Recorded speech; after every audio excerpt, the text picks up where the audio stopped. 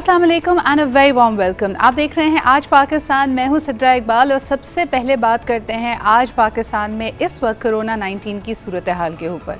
हम इस बारे में रेगुलरली आपको अपडेट्स दे रहे हैं कि मुख्तलिफ वेरिएंट्स का जिक्र किया जा रहा है। इसके अलावा ज़्यादा तेज़ी और संजीदगी नज़र आ रही है, ना सिर्फ हुकूमत की तरफ से, इदारों की तरफ से, बल्कि अवाम की तरफ से भी जब हम वैक्सीनेशन की बात करते हैं। और कल बड़ी खुशी की बात यह है कि पाकिस्तान ने एक नया रिकॉर्ड कायम किया कि एक दिन के अंदर 1 मिलियन यानी 10 लाख लोगों ने अपने आप को वैक्सीनेट कराया। NCOC के ऑफिशियल आदाद शुमार के हवाले से आपको कुछ अच्छी खबरें बताते हैं जी। सबसे पहले कहा यह जा रहा है कि पाकिस्तान के दारुल हुकूमत यानी इस्लामाबाद में इस वक्त तकरीबन 50% जो मकीन है उसके वो वैक्सीनेटेड हैं। दूसरी तरफ अगर पाकिस्तान के सबसे बड़े शहर यानी कराची का जिक्र किया जाए तो 26% आबादी हमारी वैक्सीनेट हो चुकी है। इसके अलावा नई सूरत हाल, एक प्रॉब्लम जो लोगों ने आइडेंटिफाई किया कि बहुत सारे शहरी ऐसे हैं जो मुख्तलिफ वजूहात की वजह से अपना नादरा कार्ड बनवा नहीं पाए हैं। ये जी आपका CNIC कार्ड यानी आपका कंप्यूटराइज्ड शनाख्ती कार्ड जो है, इसमें बहुत सारी रिक्वायरमेंट्स होती हैं कि यानी आपके ख़ानदान नंबर उसमें आइडेंटिफाइड होना चाहिए, और इन पेचीदगियों की वजह से कई लोगों ने ये कार्ड नहीं बनाया हुआ था। इनका नंबर इतना हाई था कि क्या इनको वैक्सीनेशन के बगैर छोड़ दिया जाता। तो इस वक्त नई हिकमत अमली ये है कि अगर आपका शनाख्ती कार्ड नहीं भी है तब भी आप वैक्सीनेट करवा सकते हैं। इसके अलावा जी इस वक्त अगर एक्टिव केसेस की बात की जाए पूरे पाकिस्तान में 75,000 यानी 75,000 कोविड के एक्टिव केसेस हैं। इस नंबर को कम करने की हद्दुल इम्कान कोशिश की जा रही है। इसमें से कई लोग सीरियस हैं, मुख्तलिफ वेरिएंट्स इसमें नज़र आ रहे हैं। तो एहतियात का दामन, SOPs को आपने बिल्कुल नहीं छोड़ना है।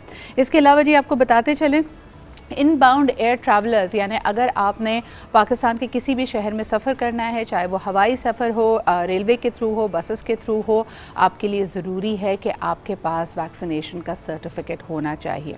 ट्रैवलर्स के लिए एक और अच्छी खबर ये है कि इंडिया और पाकिस्तान दोनों से आने वाली ट्रांजिट फ़्लाइट्स को मुत्तहदा अरब अमारात ने अलाउ कर दिया है, यानी आप वहाँ पर ट्रांजिट कर सकते हैं और अपनी अपनी मंजिलों की तरफ जा सकते हैं। लेकिन सबसे पहले आपको दिखाते हैं ये रिपोर्ट वैक्सीनेशन ड्राइव के हवाले से जो अपडेट्स आपको दी। इसमें मज़ीद क्या बेहतरी की उम्मीद है। जिनके पास शनाख्ती कार्ड नहीं है वो कहां से वैक्सीनेट करा सकते हैं, और मज़ीद और डिटेल्स इस रिपोर्ट में।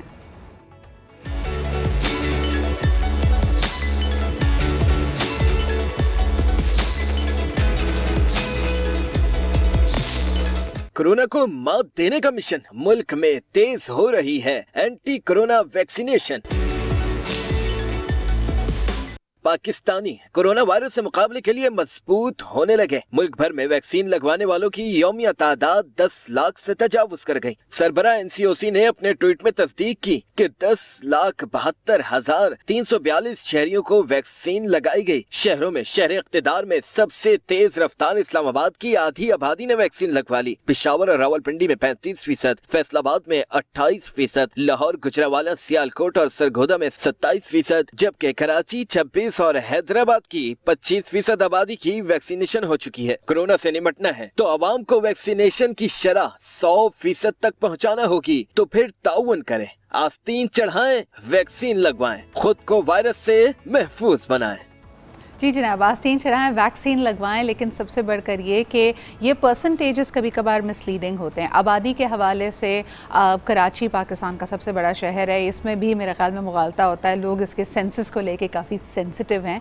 लेकिन 26% कराची का मतलब है कि अगर शहरी आबादी की बात की जाए तो सबसे ज़्यादा वैक्सीनेटेड लोग जिन्होंने ये अपना फरीज़ा अदा कर दिया है वो कराची में ही आपको मिलेंगे। लेकिन दूसरी तरफ जी SOPs की वायलेशन भी अपनी तरह कायम व दायम है। आप इन नाज़िर में ही देख सकते थे कि जहां शहरी इस बारे में सीरियस हैं कि उन्होंने कोविड की वैक्सीनेशन लगवानी है, इसी कतार में खड़े हुए वो SOPs की वायलेशन कर रहे हैं। ना समाजी फासला है और ना ही मास्क पहना हुआ है। सफाई का निज़ाम तो वैसे ही धर्म भरम है। इन वायलेशंस का हमें क्या खमियाजा भुगतना पड़ सकता है, हमने कल के शो में भी इसमें बात की। क्योंकि आप जितने भी लॉकडाउन लगा लें, लेकिन अगर आपने इन SOPs को as a way of life, अपने तर्ज ज़िंदगी के तौर पर अगर कबूल नहीं किया तो हम कोई खातिर ख्वाह तब्दीली नहीं ला पाएंगे। बल्कि जितने हम इस तरह के लॉकडाउन्स लगाते हैं, माशी तौर पे इसका हमें नुकसान भुगतना पड़ेगा। तो सबसे पहले जी आपको एक और रिपोर्ट दिखाते हैं जिसमें इसी SOP वायलेशन का जिक्र है। Let's take a look. समाजी दूरी बहुत जरूरी। लेकिन अवाम को कौन समझाए जो अब तक बाज न आए। कराची हो या लाहौर, मुल्क भर में SOPs की खिलाफ वर्जियां जारी।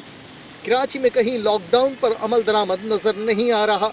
नहीं मैं लगाऊँ, क्यों नहीं लगाऊंगा, लाजमी लगाऊंगा, जेब में पड़ा हुआ है, मैं अकेला खड़ा हूँ यहाँ पर, इसलिए कोई तो नहीं, मैं मजमे में नहीं हूँ, अखबार पढ़ रहा हूँ, अकेला खड़ा हूँ। आज पड़ा हुआ है, अभी ड्यूटी भी जा रहा हूँ ना, इसलिए मास्क उतार के रखा है, सांस घुटता है। पंजाब इंतजामिया ने स्मार्ट लॉकडाउन लगा दिया, लेकिन हर जगह होटलों में इंडोर डाइनिंग जारी है। दुकानदार और शहरी लॉकडाउन से ही लाइल्म निकले। पता नहीं था हमें, अभी तो कोई न्यूज़ ऐसी सुनी नहीं है कि जिसमें पता चले कि पाबंदी है। पाबंदी है तो आवाम क्या कर सकती है, होटल जो मालिकान है उनसे कहो ना, रेस्ट्रिक्शंस लगाए, मास्क वास्क, कहीं अंदर खाना खिलाने से पाबंदी है, अगर अंदर ना उठाए तो कस्टमर ही नहीं आता, कस्टमर वापस चले जाते हैं, काम ही नहीं होता दुकान पे। फिर पेशावर में भी सूरत हाल कुछ मुख्तलिफ नहीं। मुल्क के दीगर छोटे बड़े शहरों में भी अवाम कोरोना को संजीदा लेने के लिए तैयार नहीं, जिसके बाइस कोरोना केसेस में होश रुबा इजाफा देखा जा रहा है। जी जनाब, कंप्लाइंस की शरह इस वक्त काफ़ी कम है and that is nothing to boast about. Even अगर हम दारुल हुकूमत की बात करें तो तकरीबन 56% SOP कंप्लाइंस नज़र आती है। ये भी ऑफिशियल फिगर्स हैं जी NCOC की। दूसरी तरफ सिंध हुकूमत पे काफ़ी तनकीद की गई, सूबाई हुकूमत को इस बात पे आड़े हाथों लिया गया नेशनल असम्बली में, कराची लॉकडाउन किस हद तक नुकसानदेह हो सकता है पाकिस्तानी इकॉनमी के लिए। इसके अलावा जी NCOC के मुताबिक सिंध और बलूचिस्तान में SOP कंप्लाइंस सबसे कम है, यानी सिर्फ और सिर्फ 33%, 1/3 इसको कह सकते हैं आप, और यकीनन इसका खमियाजा हमें भुगतना पड़ेगा। आई थिंक हुकूमत का यकीनन इसमें काम है, लेकिन हुकूमत का मौक़िफ़ ये है कि जब वो सख्ती करते हैं तो फिर मुख्तलिफ आरा आने लगती है। लोग ये कहते हैं कि जी भत्ताखोरी बढ़ गई है, ये लॉ इन्फोर्समेंट एजेंसीज़ हमें तंग कर रही हैं, अवाम खुद यानी शहरी खुद ये SOPs अपनाना नहीं चाहते बग़ैर किसी ज़ोर ज़बरदस्ती के। दूसरी तरफ मुख्तलिफ हल्के भी तनकीद कर रहे हैं, यानी कारोबारी हल्के कोऑपरेट करने को तैयार नहीं है, उनका एहतजाज अपनी जगह है। स्कूल्स बार बार ये कह रहे हैं कि तालीम का, लर्निंग ऑब्जेक्टिव्स का बहुत नुकसान हो रहा है, तो स्कूल्स खुले रहेंगे। आइए आपको दिखाते हैं तालीमी निज़ाम और तालीमी सरगर्मियों के हवाले से भी ये रिपोर्ट। वबा में इजाफा, इंडोर डाइनिंग मुकम्मल बंद, मज़ारात और सिनेमा घरों में पाबंदी, स्मार्ट लॉकडाउन की नई पाबंदियां जारी, ताहम स्कूल खुले रहेंगे। कोरोना वायरस की चौथी लहर खतरा बन गई। वबा के बढ़ने पर NCOC ने नई पाबंदियां आयद कर दी, 11 शहरों से मुतालिक नए ज़ाब्ता-ए-कार जारी कर दिए। दूसरी जानिब कोरोना बढ़ने के बावजूद तालीमी सरगर्मियां जारी हैं। वालिदैन तहफ़्फ़ुज़ात का इजहार कर रहे हैं। वबा की शरह में इजाफे के बावजूद तालीमी इदारे क्यों खुले हैं? इकट्ठे होंगे जब सारे बच्चे फिर तो कम बढ़ेगा, जरा बंद करने की ज्यादा वो प्रॉब्लम हो बच्चों को। कोरोना ज्यादा हो गया है, ठीक है, इस वजह से, क्योंकि छोटे बच्चे हैं जो है ना, ठीक है, जब बाकी उन्होंने बंद कर दिया तो स्कूल भी जो है ना बंद करने चाहिए। NCOC ने तालीमी इदारों से मुतालिक फैसले का इख्तियार वज़राए तालीम के सुपर्द कर दिया। वज़राए तालीम कॉन्फ्रेंस आज होने जा रही है, जिसमें वबा की शिद्दत और तालीमी सरगर्मियों से मुताल्लिक अहम फैसले किए जाएंगे। इन अहम फैसलों के साथ साथ स्टेक होल्डर्स का इनपुट बहुत इंपॉर्टेंट है। अभी तक ये बात समझ में नहीं आ रही कि दुनिया भर में लोगों ने हिकमत अमली अपना ली।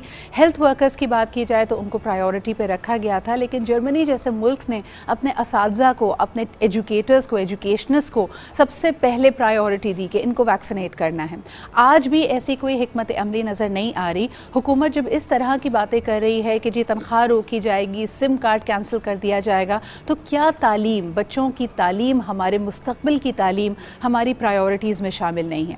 क्या वजह है कि ऐसी कोई डेडलाइन बनाई नहीं जा सकती कि जितने लोग तालीमी सरगर्मियों से मुंसलिक हैं, अगर पेरेंट्स ये चाहते हैं कि उनके बच्चे स्कूल जाएं तो बच्चों के लिए यकीनी बनाएं, उनको एक तारीख दें और कहें कि ये बताएं कि घर में जितने लोग 18 साल की उम्र से ज़्यादा हैं क्या वो वैक्सीनेटेड हैं या नहीं, इसका प्रूफ स्कूल में जमा कराया जाए। दूसरी तरफ असातिज़ा के लिए भी इसी बात को यकीनी बनाया जा सकता है, पाबंद किया जा सकता है उनको, लेकिन ऐसी कोई ठोस हिकमत अमली हमारे सामने नहीं आ रही।